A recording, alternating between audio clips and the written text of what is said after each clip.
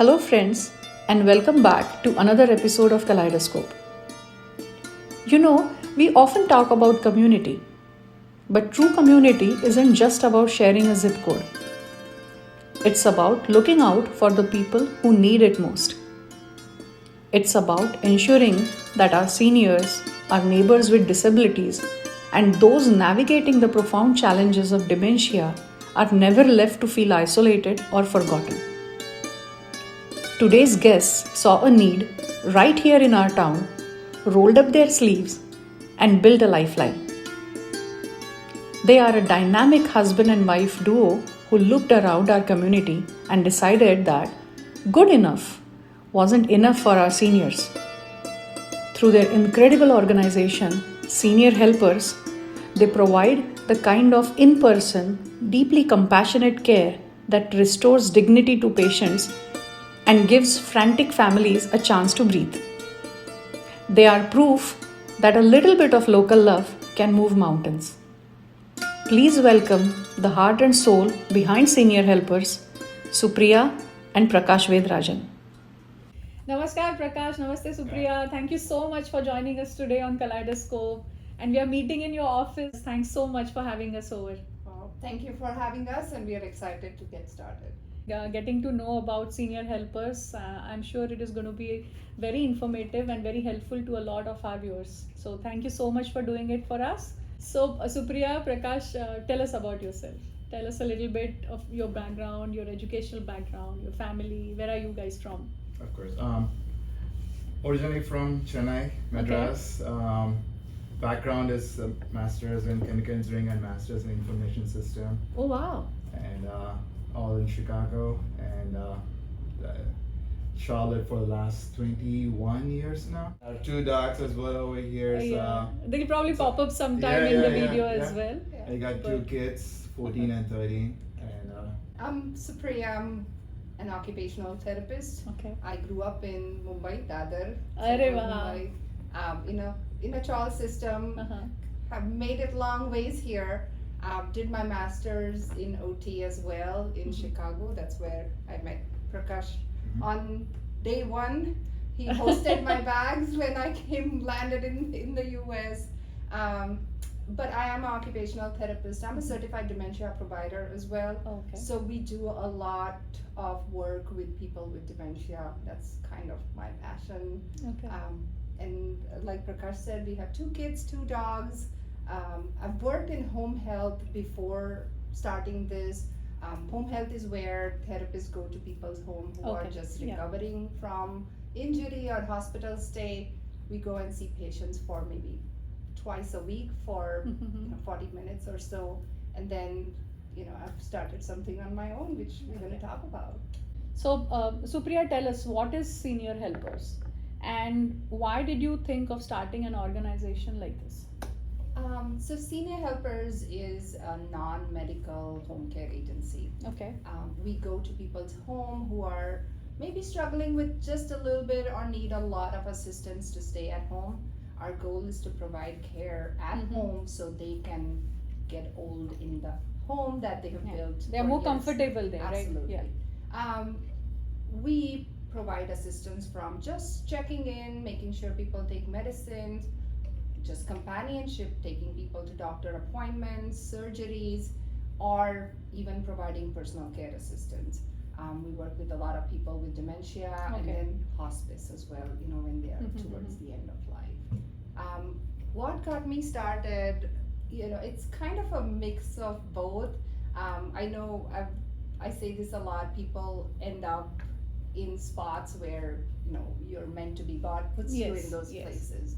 And for me, I think it was just a continuation of what I had been doing, home health, plus mom and dad were in India, both myself and my brother, we were in the US.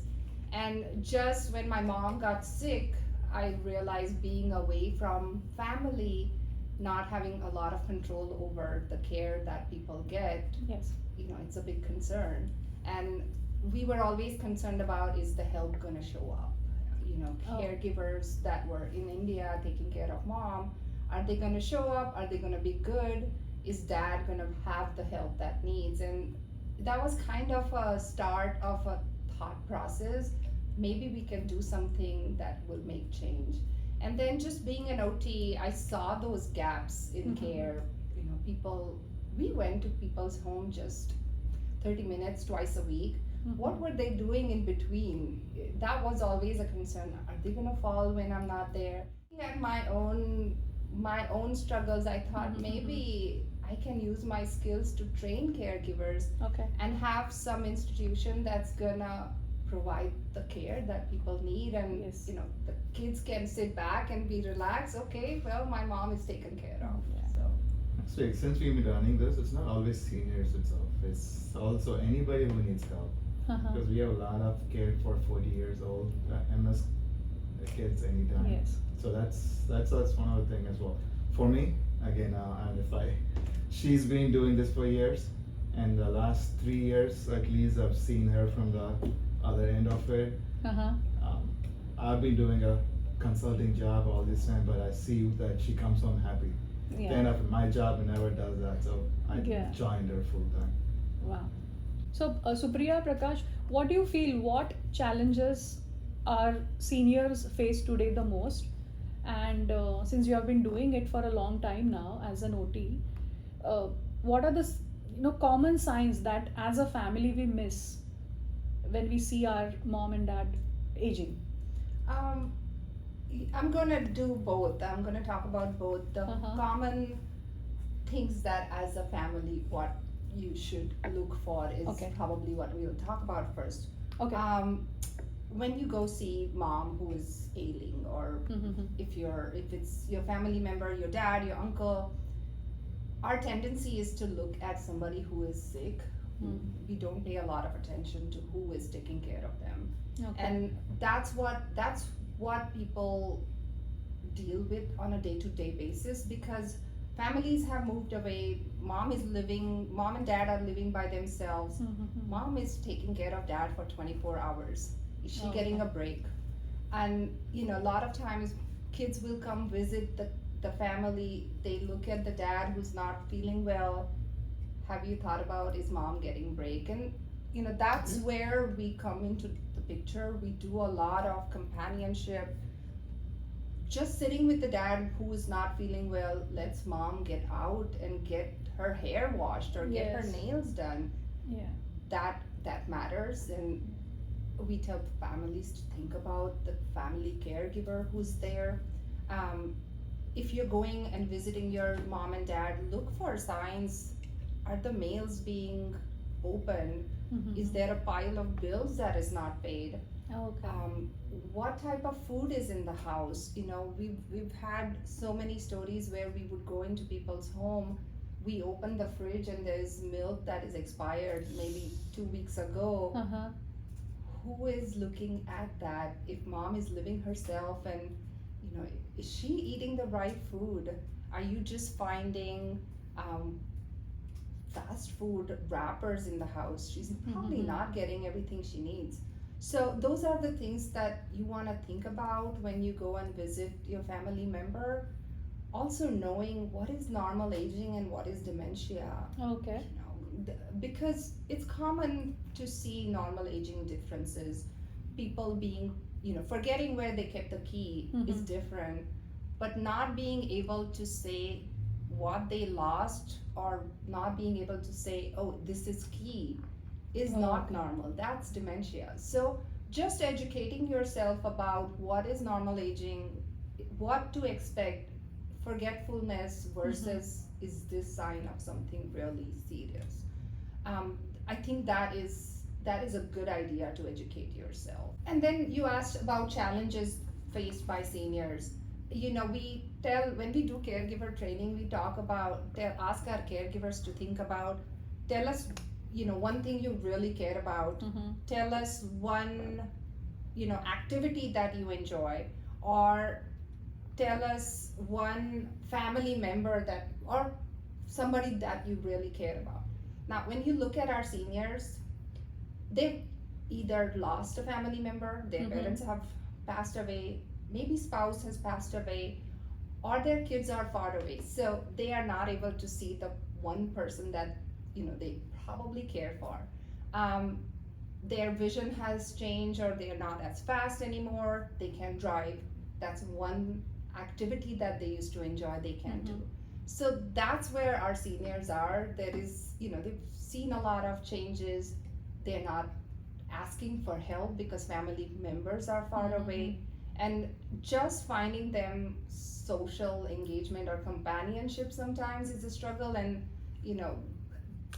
as a family members, we don't think about mom and dad. No, mom and dad, issues. they are very reluctant to take help, Yes. especially when we are far away. I know that, like, It's like human nature, Yes. right? So you always think you can do Yes. everything on your own, and Yes. so there are so many of our clients which are there. and dads, I feel especially, oh, it's not a big deal. Yeah, you're right, especially dads. Yeah. Because we have one of our clients who has not left the house for 2 years, taking care of the spouse who is Alzheimer's. So it's like, I'm gonna stay as long as I can, but to a point where he has to get out. He needs a break. Yes. Yeah, I mean, we had a caregiver go to this patient that Prakash is talking about, and we had her stay there for 4 hours, and dad said, for this 4 hours, I'm gonna go in my car and sleep. So, Oh my God. it's Simple things. simple So things. such basic, simple things, right? Yeah. So, Prakash, Supriya, tell us about the process. So, what happens? Like, tell us the steps. What happens when a family approaches you guys? I can do that. Most of our referrals come from the hospital or from the nursing home facilities, from the discharge planners, or they search us online in Google or word of mouth. Right, so they come to us and they call us. The front desk team usually answers the call and explains to them what our service is, what our cost is, and how we will come in for the next step for assessment and meet them at their home, or if they're in the hospital, meet them at the hospital, understand what they can do and what they cannot do. Most of our the assessment that we do is about what they can do. Okay. So we focus more on what they can do. So that's our thing is, if they can do certain things which they like to do, we try to match it with our caregivers that will help them do that the same way. Okay. So once we explain to them about what we do, then we set up a home assessment. That's where Supriya comes in. She goes to their home, or our case manager goes to their home, and where we meet them, and the next steps she can explain the next Yeah, steps. so I can talk a little bit about Yeah. our assessment process. I go into people's home. We are looking for what are the risks of hospitalization. So we look at 200 different risk factors. We look at, is there any need for equipment? How safely can he or she get into shower? Because medication management and falls are one of the biggest, two Yes. of the biggest reasons why people go to the hospital. So we focus on, is this person safe to do certain things? Are they able to make meals? Are they going to forget to turn off the gas? A lot of people with dementia okay. don't realize that mom and dad are still cooking. Is mom going to forget to turn off the gas? Wow. I don't know if we have a little time for story, but I had a patient who had ready meals in, they were getting one of those plastic meals, and she kept putting them in the oven, and the smoke alarm would go off. So we look at all these things.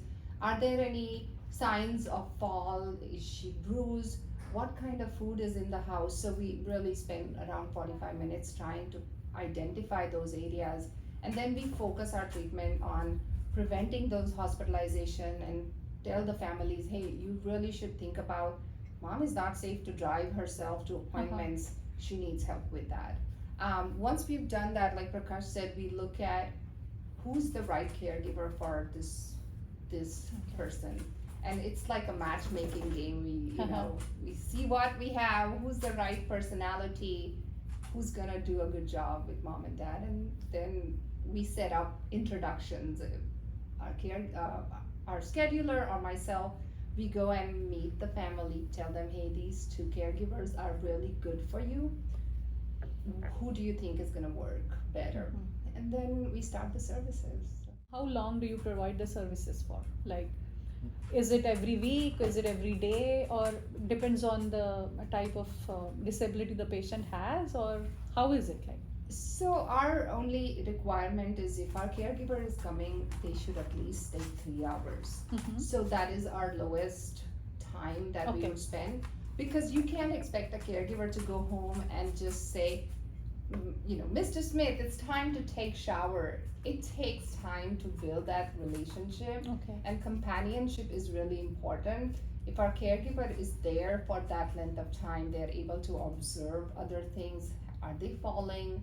Is there any need for additional support? And that's what. So 3 hours is, I would say, the lowest, and then we go to 24/7 care as well. For companionship, it's usually 3 hours, but if we see signs of dementia, we typically ask for more. Uh-huh. The signs that shows us is that if you spend more time with the client, Mhm. as the dementia progresses, they try to remember the same caregiver. So we try to keep the same caregiver as the disease progresses, so it's easier to recognize the face. Okay. And it's usually the routine that they have to keep doing the same thing, so it's more time added Okay. as it progresses.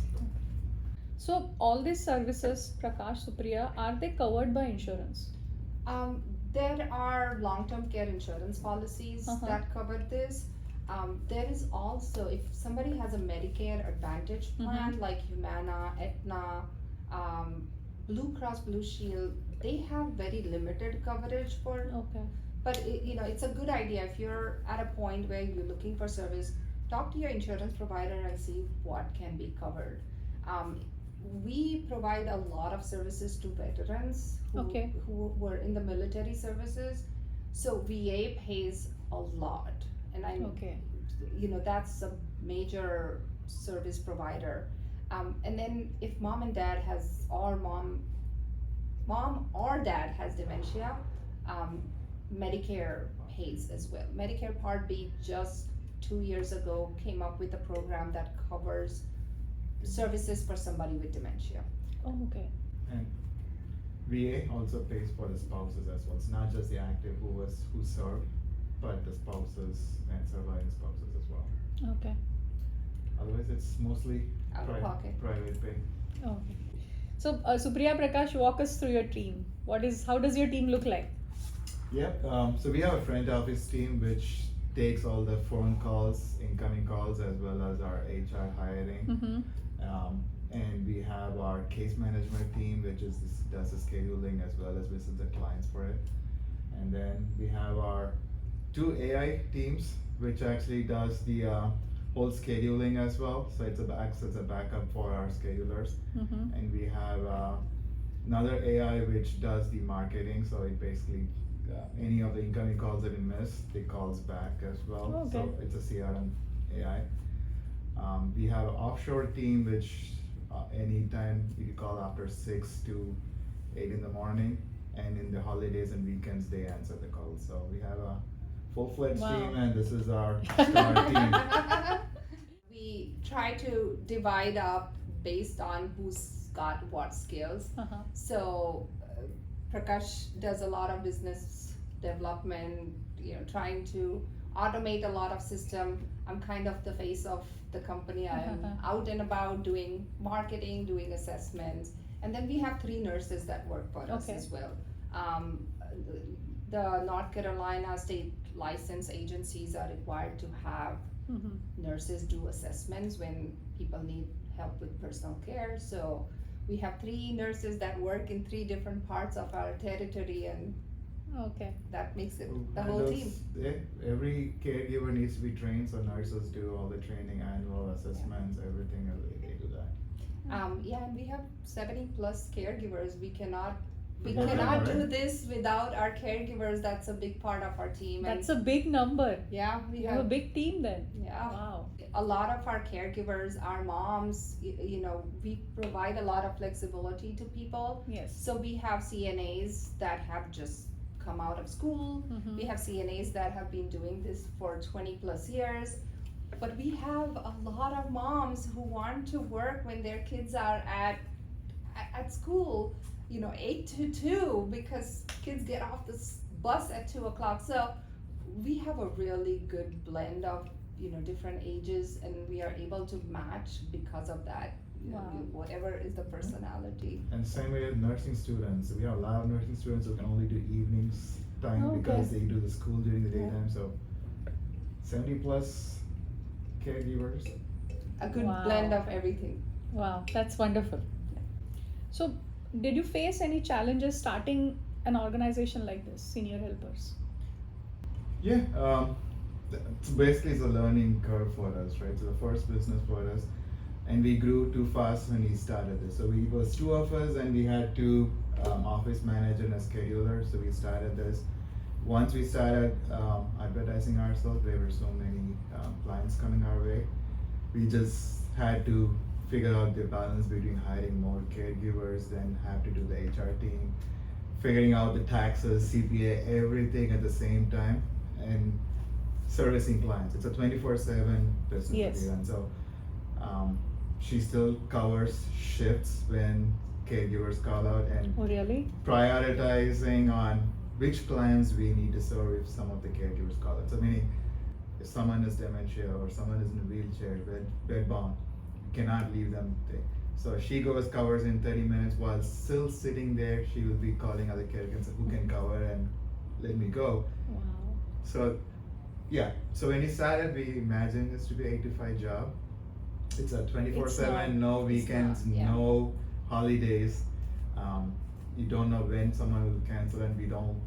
It's also, she's so invested. It's not like a business that you just say, yep, someone cancel and we leave it.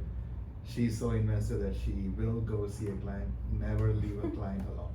So she will go. That means, yes, she spends a lot of time, but that also means I am watching the kids, 2 dogs, running a business on the side. Yes, it was a lot more than we could handle. Now that we have grown a lot, Uh-huh. we have a lot of, that's why we need to figure out where we need to add more resources Okay. so that we can hand off certain things to the other people and do what we do best. Wow. I have a very clinical background, so learning ABCs of business, it's been a learning process. We still learn, there's always new thing happening.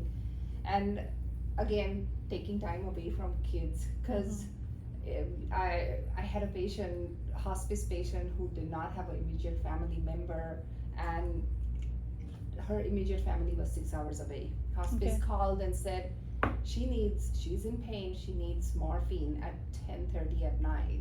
So I've left my kids home. Prakash has taken over that, and I have to hunt down in Charlotte, okay, which pharmacy is open at 10:30 so this patient can get a morphine. So Wow. it's we take it really seriously. I know what families expect of us, Mhm. but it also means making sacrifices to go away So the from emergency calls, I think they make it more difficult. Not just It's- emergency, other businesses, maybe you could close shop and then you can go. There is no Yeah. inventory or anything, so it's just like people, you can't leave people alone. Yeah. Since we also go to their home almost every day, we Mhm. become part of their family kind of a yeah. thing. So they call us first, which is a Yeah. good thing. But now we have so many clients, which become part of so many other families. So everybody's issues also is our issue at this point. So we try to do everything we can. So, Supriya, what is the hardest part of the job? For you, your caregivers, what do you feel is the most difficult part? Some of the caregivers spend 8 hours of the day. Sometimes we have patients taken care of for 24 hours a day. Mhm. They get emotionally attached, and unfortunately in the industry that we work, people age, which means things are Oh. inevitable. So Mr. Smith was very independent 2 months ago, and now he's going down a different path. So that is the hardest part, is just getting old is not easy, but when you get emotionally attached to these families and friends and clients, it's hard when they get sick or pass away. So, Supriya, Prakash, why this matters? Did you have such a moment in your business? Oh, many times. We constantly get reviews on Google. just to see those is heartwarming.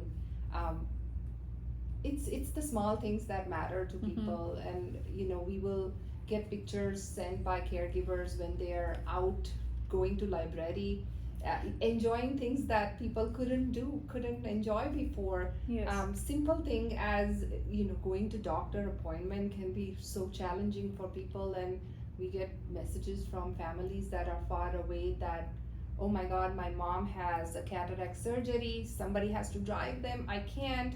And if you guys were not there, we would have had to change the entire surgery. So reviews like that and small little comments make our day every day. One of the big ones that touched you asked for a story.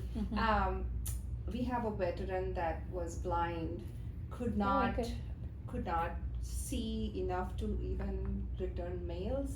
Bills were piling up when we went to see him, and we started services with him. And 2 months later, when I asked him how are things doing, and he said, I get a home cooked meal from warm home cooked meal that I haven't eaten for 4 or 5 years. And Wow. that matters. Yeah. That matters. Caregivers thanking us for making a good match, getting to be an extended family member. And we have 70 caregivers that are on a payroll, so Wow. Yeah. we're making a difference by providing employment in addition to services. It's hard to think about hospice and how we come into people's life when towards the end of life. Yes. But we go to funerals after somebody has passed away, and they mention, thank you, senior helpers, for what you did for my mom or Yeah. dad, and that makes our day. So, Supriya, Prakash, what message would you like to give our viewers today? If you have a senior in your life, it could be a parent, it could be a neighbor, check on them, call them, spend a little bit time and dig in a little deeper, make sure they're getting out, they're doing things that they enjoy, because social activities are so important for mental health and for dementia prevention. Look for little things, little signs, bruises. Has somebody fallen? Are you seeing a trend there? Tell your parents it's okay to ask for help. I think that's a big one too.